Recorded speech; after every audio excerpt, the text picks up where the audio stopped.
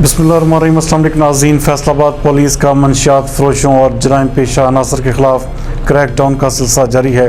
ہمارے نمائندہ خصوصی احمد بلال بلوچ کے مطابق تھانہ سائیاں والا پولیس نے منشیات فروشوں کے خلاف ایک کارروائی کرتے ہوئے ملزم گلفام کو منشیات فروخت کرتے رنگے ہاتھوں گرفتار کر لیا، جس کے قبضہ سے 2 کلو سے زائد چرس برآمد کر لی گئی، جبکہ تھانہ سائیاں والا میں اس حوالے سے مقدمے کا اندراج بھی کر لیا گیا ہے۔ جبکہ ایک اور کارروائی میں تھانہ ستیانہ پولیس نے منشیات فروشوں کے خلاف کریک ڈاؤن کرتے ہوئے ملزم اعجاز کو منشیات فروخت کرتے رنگے ہاتھوں گرفتار کر لیا، جس کے قبضہ سے 1.5 کلو گرام کے قریب چرس برآمد کر کے تھانہ ستیانہ میں مقدمے کا اندراج بھی کر دیا گیا ہے۔ جبکہ ایک اور کارروائی میں تھانہ ستیانہ پولیس نے معصوم بچے کے ساتھ زبردستی بدفعلی کرنے والے ملزم عظمت کو گرفتار کر لیا۔